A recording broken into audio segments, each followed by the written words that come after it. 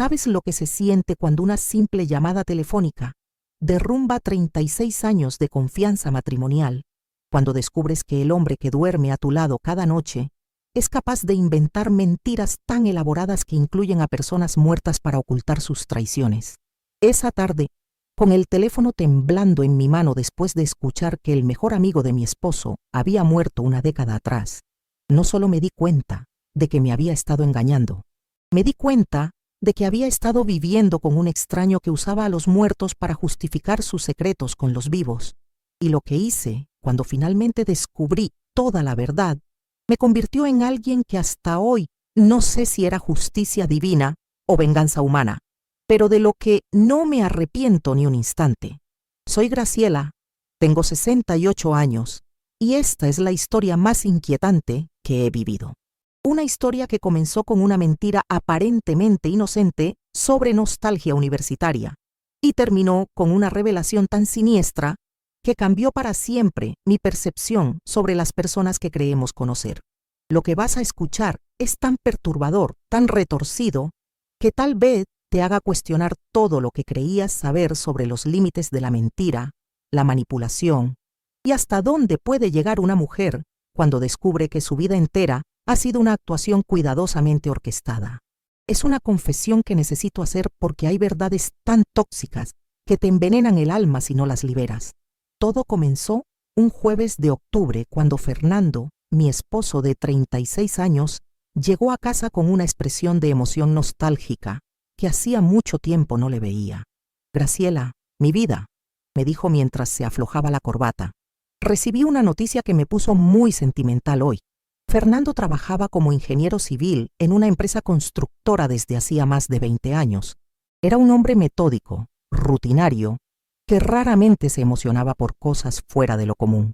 Ver esa expresión de nostalgia genuina en su cara me llamó inmediatamente la atención. «¿Qué noticia?», le pregunté genuinamente curiosa. «Me llamó Rodrigo, mi mejor amigo de la universidad», me dijo con una sonrisa que no había visto en años.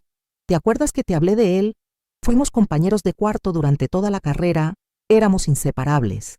Vagamente recordaba que Fernando me había mencionado a Rodrigo algunas veces durante nuestros primeros años de matrimonio, pero hacía décadas que no escuchaba ese nombre. Fernando había perdido contacto con la mayoría de sus amigos universitarios después de que nos casáramos y nos mudáramos a esta ciudad para su trabajo. «¿Y qué te dijo?», le pregunté. «Que está organizando una reunión de nuestra generación este sábado», me explicó Fernando, con esa emoción genuina que tienen las personas cuando se reencuentran con su pasado. «Va a ser en un restaurante elegante. Van a estar todos los del grupo, todos los que estudiamos ingeniería civil en esos años». «¿Cuántos años hace que no ves a esos amigos?», le pregunté. «Casi 15 años», me dijo. «Desde la última reunión que organizamos cuando cumplimos 20 años de graduados.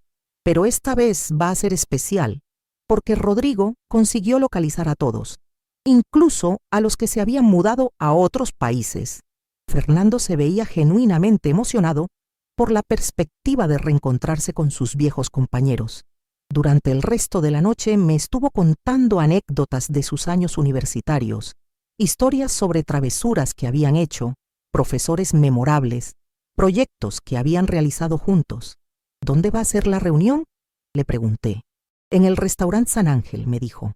«Rodrigo reservó un salón privado para que podamos estar tranquilos, recordar viejos tiempos, ponernos al día sobre nuestras vidas actuales. Yo puedo acompañarte», le ofrecí, porque me daba curiosidad conocer a las personas que habían sido tan importantes en la juventud de Fernando. «No, mi amor», me dijo rápidamente. «Es solo para los de la generación, como una especie de pacto que teníamos. Solo nosotros para poder hablar con total libertad sobre los viejos tiempos, sin las inhibiciones que a veces tenemos cuando están las esposas presentes».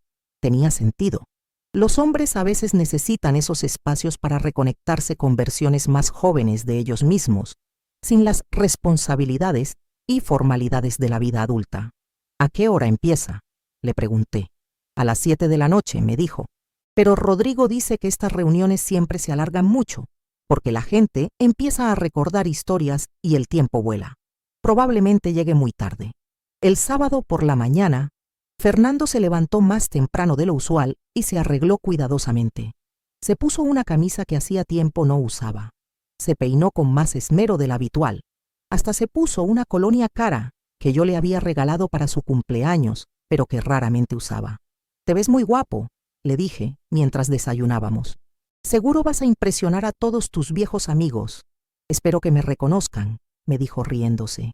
«Han pasado muchos años y todos hemos cambiado mucho. ¿Rodrigo sigue igual que antes?», le pregunté tratando de hacer conversación sobre su pasado. «Según me dijo por teléfono, está muy bien», me contestó Fernando. «Dice que ha tenido mucho éxito en su carrera, que viaja mucho por trabajo, pero que siempre había querido organizar esta reunión para reconectarse con todos nosotros». Fernando se fue de casa como a las 5 de la tarde, diciéndome que quería llegar temprano para ayudar a Rodrigo con los preparativos y tener tiempo de hablar a solas con él antes de que llegaran los demás. «No me esperes despierta», me dijo, dándome un beso más cariñoso de lo usual. «Ya sabes cómo son estas reuniones de hombres, seguramente vamos a estar hasta muy tarde recordando los viejos tiempos». Pasé el sábado por la noche tranquila, viendo televisión, leyendo una novela, disfrutando de una noche relajada en casa. Me alegraba genuinamente que Fernando tuviera la oportunidad de reconectarse con sus raíces, con las personas que habían sido importantes en su formación como profesional y como persona. Fernando regresó a casa como a las 2 de la madrugada, exactamente como había predicho.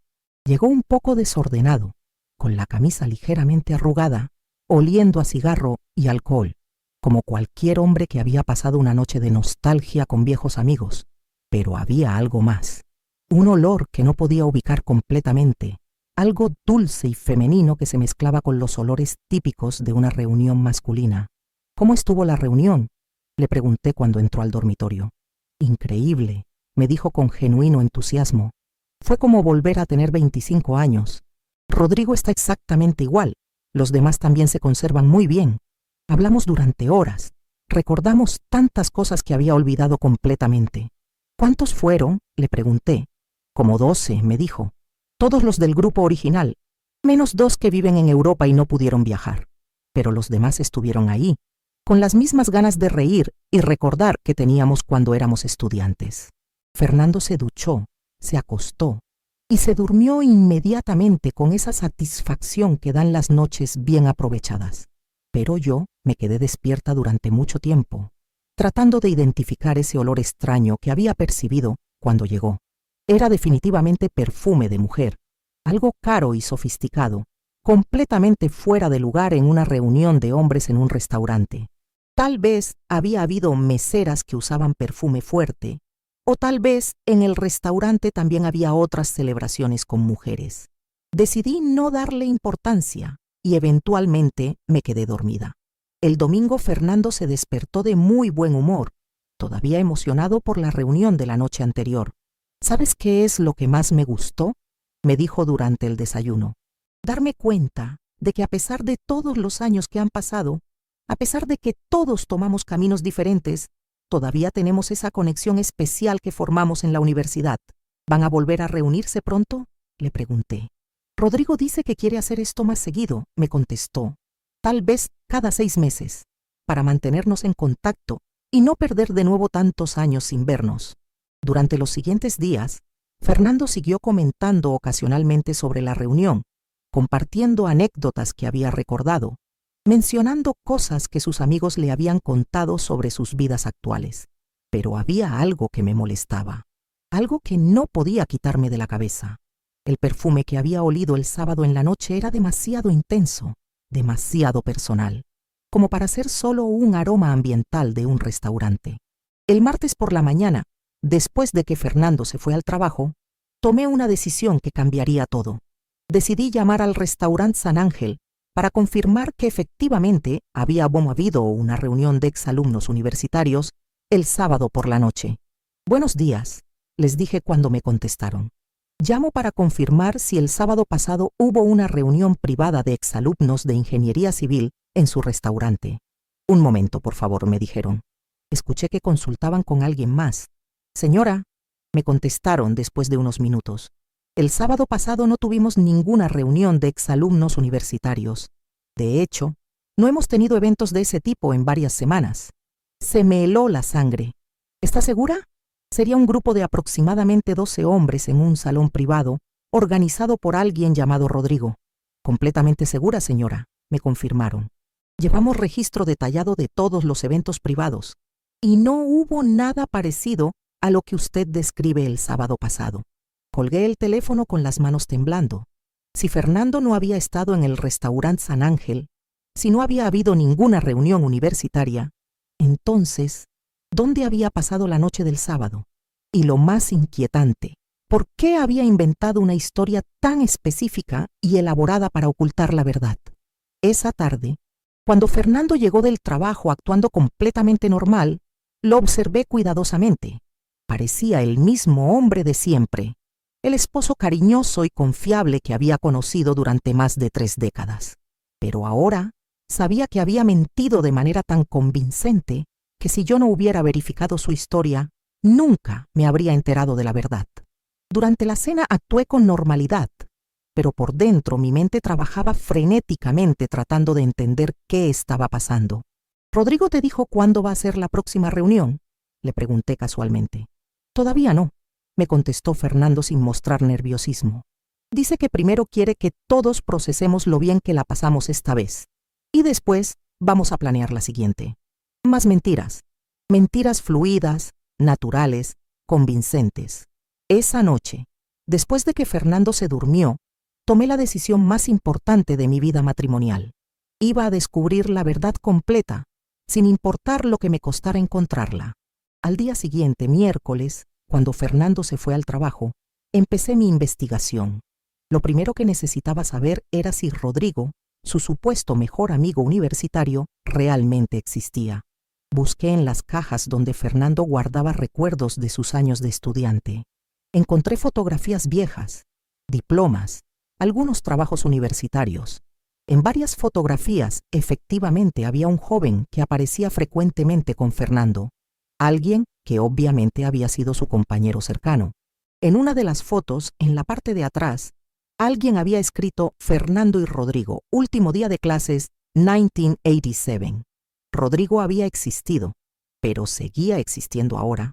Busqué en internet, revisé redes sociales, traté de encontrar algún rastro de Rodrigo Martínez, el apellido que recordaba haber escuchado años atrás. No encontré nada reciente, pero eso podía significar simplemente que no usaba redes sociales. Entonces se me ocurrió algo más directo.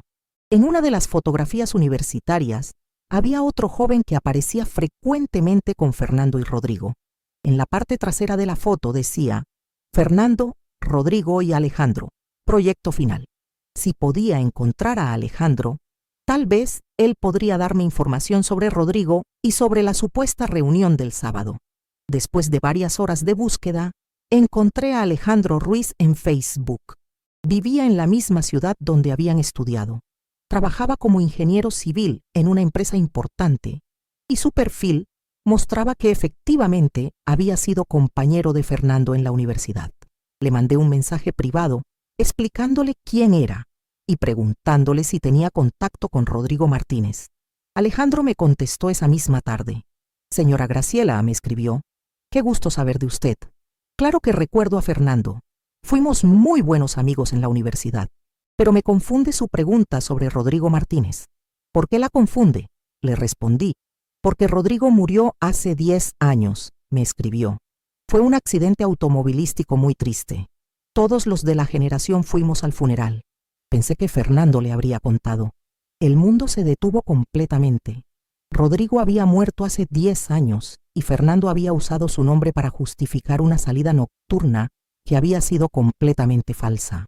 ¿Está usted completamente seguro?, le escribí a Alejandro, aferrándome a la esperanza de que hubiera algún malentendido.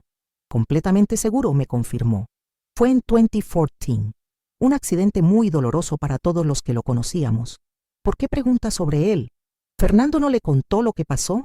¿Ha habido alguna reunión de exalumnos recientemente?, le pregunté evitando responder su pregunta. No, me contestó Alejandro. La última reunión que tuvimos fue hace como 5 años y Fernando no fue.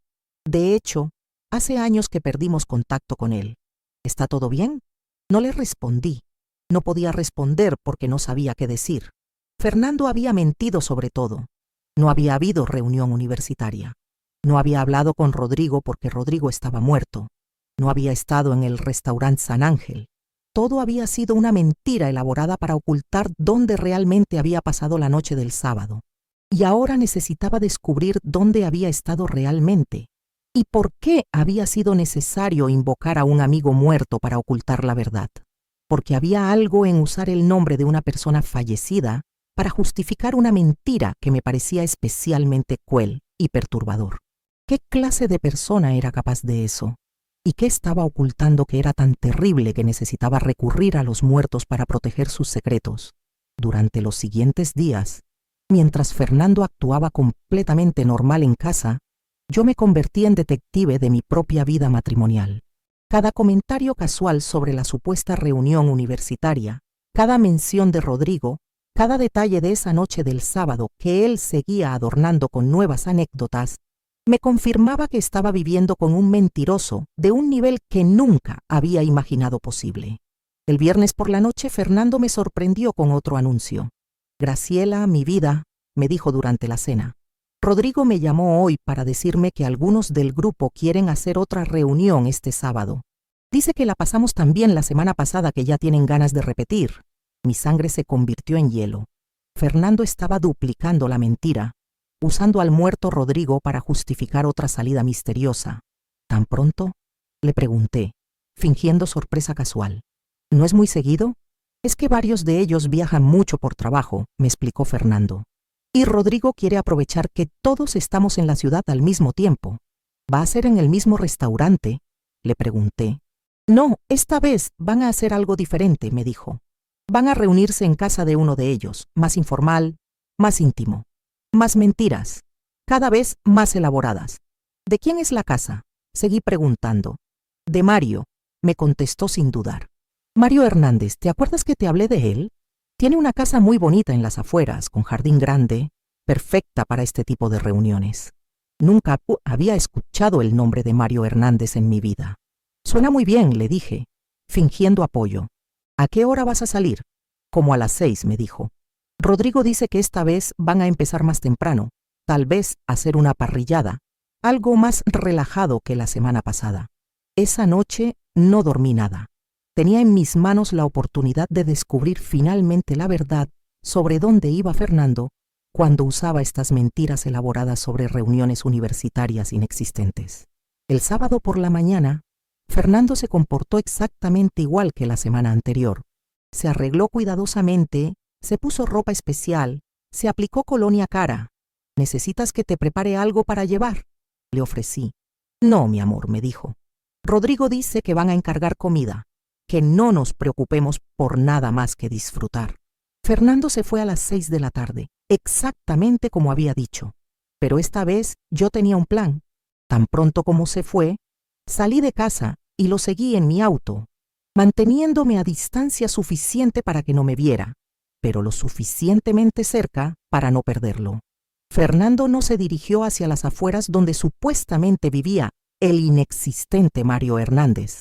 Se dirigió hacia el centro de la ciudad, hacia una zona residencial de clase media alta que yo conocía vagamente. Lo seguí durante 15 minutos hasta que se estacionó frente a una casa bonita, de 2 pisos, con jardín cuidado y una entrada elegante. Era obviamente la casa de alguien con recursos económicos considerables, pero definitivamente no parecía el lugar donde se haría una reunión informal de excompañeros universitarios. Fernando se bajó de su auto, caminó hacia la puerta principal con la confianza de alguien que había estado ahí antes y tocó el timbre. La puerta se abrió inmediatamente, como si alguien lo hubiera estado esperando. La persona que abrió la puerta no era un excompañero universitario, era una mujer de unos 50 años, muy bien arreglada, con un vestido elegante, que recibió a Fernando con un abrazo íntimo y un beso que definitivamente no era el saludo que se les da a los invitados casuales. Vi cómo Fernando entraba a la casa de esa mujer, como si fuera su hogar, como si hubiera estado yendo ahí regularmente durante mucho tiempo. Me quedé sentada en mi auto durante horas, esperando, observando, tratando de procesar lo que acababa de descubrir. Fernando no estaba en ninguna reunión universitaria. Estaba en casa de otra mujer. Había estado mintiendo sobre reuniones inexistentes, usando el nombre de un amigo muerto, inventando historias elaboradas sobre nostalgia universitaria, todo para ocultar que tenía una aventura. Pero había algo más que me perturbaba profundamente. La manera como esa mujer lo había recibido, la familiaridad de sus gestos, la comodidad con la que Fernando había entrado a su casa, todo indicaba que esto no era algo nuevo. Esta no era una aventura reciente. Era una relación establecida, con rutinas, con intimidad, con la clase de comodidad que solo se desarrolla después de mucho tiempo. ¿Cuánto tiempo había estado Fernando viviendo esta doble vida? ¿Cuántas veces había usado a Rodrigo muerto para justificar sus encuentros con esta mujer? A las 2 de la madrugada, vi salir a Fernando de la casa. La mujer lo acompañó hasta la puerta, le dio otro beso de despedida y lo vio alejarse con la expresión de alguien que sabía que se volverían a ver pronto. Fernando llegó a casa exactamente igual que la semana anterior, ligeramente desordenado, oliendo a perfume femenino mezclado con alcohol, actuando como si regresara de una noche de camaradería masculina. ¿Cómo estuvo la reunión?, le pregunté cuando entró al dormitorio. Excelente. Me mintió con la misma facilidad de siempre. Mario tiene una casa increíble, la parrillada estuvo deliciosa. Todos estuvimos más relajados que la semana pasada. ¿Rodrigo se veía bien?, le pregunté, sabiendo que estaba hablando de un hombre que llevaba una década enterrado. Muy bien, me confirmó Fernando. Dice que está muy contento de que hayamos retomado estas reuniones, que siente que recuperamos algo que habíamos perdido durante todos estos años. Mentiras sobre mentiras, usando a un muerto como testigo de su infidelidad. Esa noche tomé la decisión final. No solo iba a descubrir todo sobre la aventura de Fernando, iba a hacer que pagara por cada mentira, por cada traición, y especialmente por la crueldad de usar el nombre de un amigo fallecido para encubrir sus secretos. Al día siguiente, domingo, contraté a un investigador privado. Señor Delgado, le dije cuando nos reunimos, necesito que investigue completamente las actividades de mi esposo. Tengo evidencia de que me está engañando, pero necesito saber todos los detalles. ¿Qué tipo de evidencia tiene?, me preguntó. Sé dónde estuvo anoche, y no era donde me dijo que estaría, le expliqué. También sé que está usando el nombre de una persona fallecida para justificar sus mentiras. Le di la dirección de la casa donde había visto a Fernando. Le proporcioné todos los detalles de sus supuestas reuniones universitarias y le expliqué sobre Rodrigo y cómo había confirmado que estaba muerto desde hacía 10 años. ¿Qué tan profunda quiere que sea la investigación?, me preguntó. Completa, le dije sin dudar. Quiero saber quién es esa mujer, cuánto tiempo llevan con la aventura, si él le está dando dinero, si hay otras mujeres, si hay otros aspectos de su vida que me está ocultando. Lo quiero todo. Dame 2 semanas, me dijo. Si hay secretos en la vida de su esposo, los voy a encontrar. Durante esas 2 semanas, Fernando siguió actuando completamente normal. Incluso me contó más anécdotas sobre las supuestas reuniones universitarias. Me habló sobre planes futuros que Rodrigo estaba organizando. Me describió conversaciones detalladas con hombres que en su mayoría ni siquiera sabían de su existencia actual. Era una actuación perfecta, elaborada hasta el último detalle, sostenida con la clase de convicción que solo pueden tener las personas que han perfeccionado el arte de vivir vidas dobles. Pero lo que más me perturbaba era la facilidad con la que invocaba a Rodrigo en cada historia. Hablaba de él como si estuviera vivo, como si fueran amigos actuales, como si no hubiera ningún problema moral en usar a un muerto como coartada para una aventura. 2 semanas después, el investigador me citó en su oficina para entregarme su reporte. Señora Graciela, me dijo con una expresión muy seria, lo que encontré sobre su esposo va a ser muy difícil de escuchar. Dígame todo, le dije. Ya no hay nada que pueda sorprenderme. Su esposo tiene una relación de 5 años con una mujer llamada Patricia Morales, me informó. Es una mujer divorciada de 52 años. Trabaja como administradora en una empresa de bienes raíces. Vive sola en la casa que usted vio. 5 años. Fernando había estado engañándome durante 5 años con elaboradas mentiras sobre trabajo, compromisos familiares y ahora reuniones universitarias inexistentes. ¿Qué más?, le pregunté. Su esposo le ha estado dando dinero a esta mujer mensualmente, me continuó informando. Aproximadamente 5,000 pesos cada mes, que saca de una cuenta secreta que usted no conoce. ¿Una cuenta secreta?, repetí. Su esposo ha estado desviando dinero de su salario durante años para mantener esa cuenta, me explicó. La usa para financiar su relación con Patricia, cenas, regalos, viajes de fin de semana y el dinero mensual que le da. ¿Hay más mujeres?, pregunté. No, me confirmó. Esta parece ser una relación monógama por parte de él. Pero hay algo más que necesita saber. ¿Qué más? Patricia no sabe que su esposo está casado, me informó el investigador. Fernando le dijo que es viudo desde hace 3 años. Ella cree que está en una relación seria con un hombre disponible que planea casarse con ella pronto. La situación era aún peor de lo que había imaginado. Fernando no solo me estaba engañando a mí, sino que también estaba engañando a Patricia, manteniendo 2 vidas completamente separadas con mentiras elaboradas para ambas. ¿Y las supuestas reuniones universitarias?, pregunté. Ha estado usando esa excusa durante el último año, me confirmó. Antes usaba historias sobre trabajo extra, compromisos familiares, conferencias profesionales, pero el año pasado empezó con las reuniones universitarias, siempre mencionando a este Rodrigo que usted descubrió que había muerto. ¿Patricia sabe algo sobre estas reuniones?, pregunté.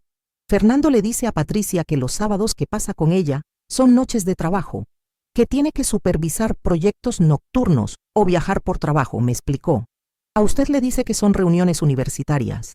Cada mujer recibe una mentira diferente para el mismo engaño.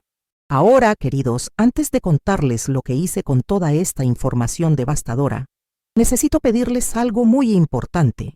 Si esta historia los ha mantenido completamente pegados a la pantalla, si necesitan saber cómo terminó todo esto, por favor denle me gusta a este video. Sé que es muy fácil olvidarse de dar me gusta, pero ese botoncito realmente nos ayuda muchísimo a seguir trayendo estas historias que necesitan ser contadas. Y si aún no están suscritos a nuestro canal, por favor suscríbanse apretando el botón negro que dice suscribirse. Es completamente gratis y así van a recibir notificaciones cada vez que tengamos una historia nueva. Les prometo que tenemos muchas historias como esta que los van a dejar completamente sin palabras. Lo que hice después de enterarme de que Fernando había estado usando a un amigo muerto para engañar a 2 mujeres vivas los va a impactar, porque descubrí de qué soy capaz cuando se trata de hacer justicia por las mentiras más crueles.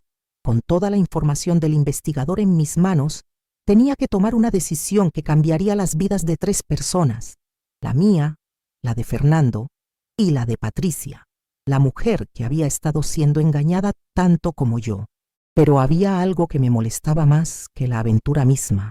Era la crueldad específica de usar el nombre de Rodrigo, un hombre que había muerto hace 10 años, para justificar las mentiras. Era como si Fernando hubiera profanado la memoria de su amistad para encubrir su traición. Esa noche, cuando Fernando llegó del trabajo actuando completamente normal, tomé una decisión que me sorprendió a mí misma. Fernando, le dije durante la cena, he estado pensando mucho en tus reuniones universitarias. ¿Qué has estado pensando?, me preguntó, sin mostrar ninguna señal de nerviosismo. Que me gustaría conocer a Rodrigo, le dije, observando cuidadosamente su reacción. Después de todo lo que me has contado sobre él, siento curiosidad por conocer al hombre que ha sido tan importante en tu vida. Fernando se puso visiblemente incómodo por primera vez. No sé si eso sea posible, me dijo. Rodrigo es muy reservado con su vida personal. ¿Reservado?, repetí. ¿O simplemente no quiere que sus amigos casados traigan a sus esposas a las reuniones? Es más bien lo segundo, me confirmó Fernando recuperando su compostura. Ya sabes cómo son estos grupos de hombres, prefieren mantener cierta independencia. Entiendo, le dije, pero tal vez podríamos invitarlo a cenar aquí en casa algún día. Algo más formal, más apropiado para que conozca a la esposa de su mejor amigo. Fernando se puso pálido. No creo que sea buena idea. Rodrigo es muy ocupado, viaja mucho. Fernando, le dije, mirándolo directamente a los ojos. ¿Hay alguna razón por la que no quieres que conozca a Rodrigo? No, ninguna razón, me mintió. Es solo que no mezclo mucho mi vida familiar con mis amistades universitarias. ¿Desde cuándo?, le pregunté. Durante los primeros años de nuestro matrimonio me contabas todo sobre tus amigos de la universidad. Me enseñabas fotos, me contabas historias. ¿Qué cambió? Fernando se puso aún más incómodo. Nada cambió. Es solo que con los años uno se vuelve más privado con ciertas relaciones. Esa noche, después de que Fernando se durmió, finalicé mi plan. No solo iba a exponer su aventura, iba a hacerlo de la manera más devastadora posible, una manera que le enseñara que usar a los muertos para mentir a los vivos tenía consecuencias. Al día siguiente llamé a Patricia Morales. «Señora Morales», le dije cuando contestó el teléfono.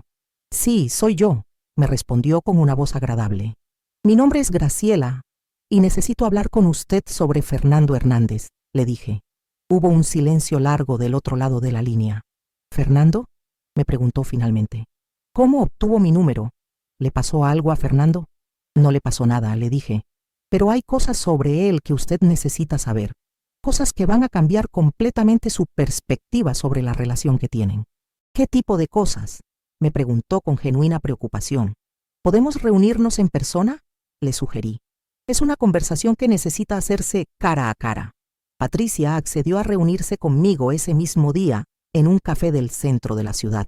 Cuando llegué, la reconocí inmediatamente por las fotografías que el investigador me había mostrado.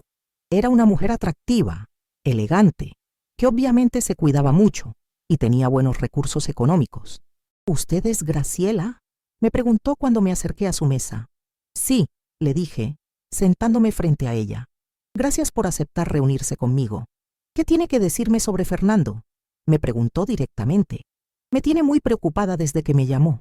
«Patricia», le dije, «antes de que le cuente lo que necesita saber, quiero preguntarle algo. ¿Fernando le ha hablado sobre su esposa fallecida?». Patricia se relajó visiblemente. «Ah, sí. Me ha contado sobre Graciela, su esposa que murió hace 3 años de cáncer. Ha sido muy doloroso para él superarlo. Por eso nuestra relación ha avanzado lentamente». Me quedé callada durante varios segundos, procesando la magnitud de la mentira de Fernando. «Patricia», le dije finalmente, «yo soy Graciela. Soy la esposa de Fernando y no estoy muerta». Patricia se puso completamente pálida. «¿Qué? Fernando está casado conmigo desde hace 36 años», le expliqué. «Nunca ha enviudado. Le ha estado mintiendo sobre su estado civil durante toda su relación». Patricia empezó a temblar. No puede ser cierto. Fernando me lo habría dicho. Somos muy cercanos, hablamos de todo». Le mostré mi credencial de identidad, fotografías de Fernando y mío en eventos recientes, documentos que comprobaban que efectivamente era su esposa legal. Patricia empezó a llorar. «No entiendo. ¿Por qué me haría esto? ¿Por qué me diría que estaba viudo?». «Porque es lo que hace», le expliqué. «Fernando es experto en vivir vidas dobles, en mentir con tanta convicción que las mentiras parecen verdades». «¿Cuánto tiempo han estado casados?», me preguntó entre lágrimas. 36 años, le confirmé. «Y él ha estado con usted durante 5 años, mientras me decía a mí que iba a reuniones de exalumnos universitarios». «¿Reuniones universitarias?», repitió Patricia. «Pero a mí me dice que los sábados trabaja en proyectos nocturnos especiales. A cada una de nosotras nos dice una mentira diferente para el mismo engaño», le expliqué. «Pero hay algo más que necesita saber, algo que hace que las mentiras de Fernando sean especialmente crueles». «¿Qué más?», me preguntó. «Fernando justifica sus salidas de casa diciéndome que va a reuniones organizadas por su mejor amigo universitario, Rodrigo Martínez», le conté. «Pero Rodrigo murió hace 10 años. Fernando está usando el nombre de un hombre fallecido para encubrir su aventura con usted».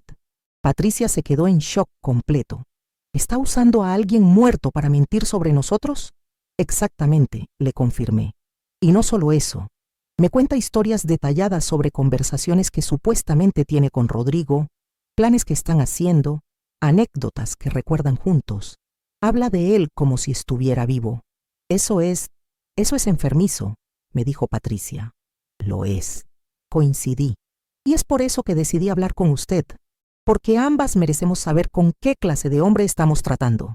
Patricia se quedó callada durante mucho tiempo, procesando toda la información. «¿Qué va a hacer ahora?», me preguntó finalmente. Voy a confrontar a Fernando, le dije, pero antes quería que usted supiera la verdad, para que pudiera tomar sus propias decisiones sabiendo todos los hechos. ¿Y usted qué quiere de mí?, me preguntó. Quiero que me ayude a confrontarlo, le dije. Quiero que estemos las dos presentes cuando Fernando tenga que enfrentar todas sus mentiras simultáneamente. Patricia asintió lentamente. Creo que se lo merece. Creo que merece enfrentar a las dos mujeres que ha estado engañando. Esa noche planeamos exactamente cómo íbamos a confrontar a Fernando. Decidimos que el sábado siguiente, cuando él se preparara para salir a su supuesta reunión universitaria, Patricia y yo estaríamos esperándolo en su casa. El sábado llegó y Fernando siguió exactamente la misma rutina de las semanas anteriores. Se arregló cuidadosamente, se puso su mejor ropa, se aplicó colonia cara. ¿A qué hora vas a la reunión con Rodrigo?, le pregunté. A las 6, me contestó. Esta vez van a hacer algo especial. Dice Rodrigo que quiere llevar a todos a un lugar nuevo que descubrió. ¿Qué tipo de lugar?, le pregunté. Un restaurante con música en vivo, me explicó Fernando. Dice que va a ser perfecto para recordar los viejos tiempos.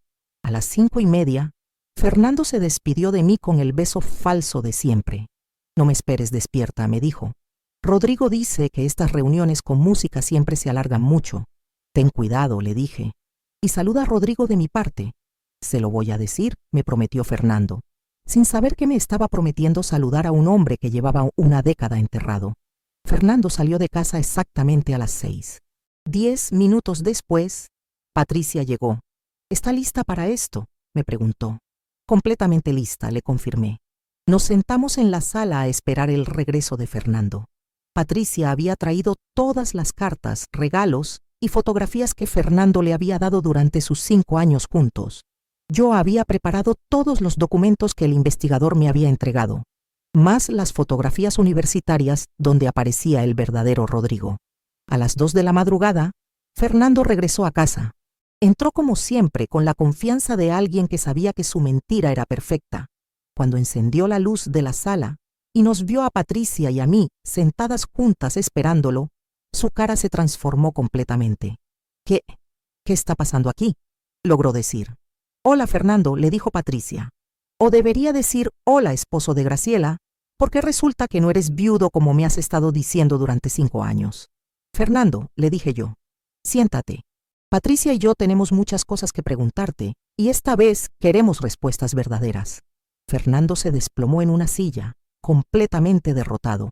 ¿Cómo?, empezó a preguntar. ¿Cómo nos enteramos?, lo interrumpí. Muy fácil. Llamé al restaurante donde supuestamente tuviste tu primera reunión universitaria. No había registro de ningún evento. Después busqué a Alejandro Ruiz, tu excompañero, y me informó que Rodrigo Martínez murió hace 10 años. Has estado usando el nombre de un hombre muerto para engañarnos a las dos, le dijo Patricia con asco. Fernando empezó a llorar. ¿Puedo explicarlo todo? ¿Explicar qué?, le pregunté.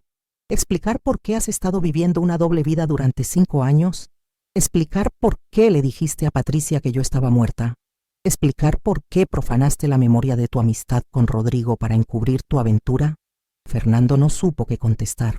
Fernando, le dijo Patricia, durante 5 años me has estado dando dinero, me has prometido que nos íbamos a casar, me has hecho creer que era la mujer más importante en tu vida. ¿Todo era mentira? No todo era mentira, logró decir Fernando. Mis sentimientos por ti son reales, Patricia. Te amo de verdad. ¿Y a mí?, le pregunté.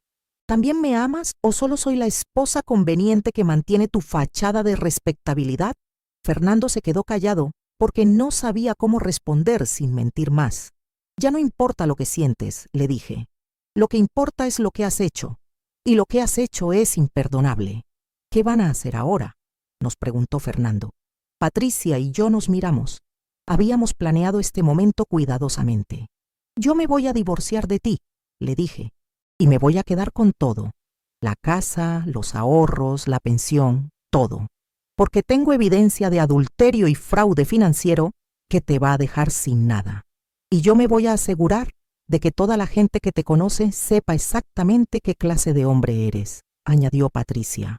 Tus compañeros de trabajo, tus amigos, tus familiares, todos van a saber que eres capaz de usar a los muertos para mentir a los vivos. Fernando se levantó para irse, pero antes de salir de la sala, me volteó a ver una última vez. Graciela, me dijo, siento mucho todo el daño que te causé. Nunca quise lastimarte. Fernando, le respondí, hay una gran diferencia entre no querer lastimar y elegir no lastimar. Durante 5 años elegiste lastimarme todos los días. Y lo que es peor, elegiste deshonrar la memoria de un amigo muerto para hacerlo. ¿Te das cuenta?, le agregó Patricia, de lo enfermo que es hablar de Rodrigo como si estuviera vivo. ¿Te das cuenta de lo que eso dice sobre tu carácter? Fernando se fue esa noche y nunca más regresó a la que había sido nuestra casa durante 36 años. Los meses que siguieron fueron devastadores para Fernando, pero liberadores para Patricia y para mí. El proceso de divorcio fue rápido y contundente, con toda la evidencia de adulterio, fraude financiero y las cuentas bancarias secretas. Conseguí quedarme con la mayoría de los bienes matrimoniales.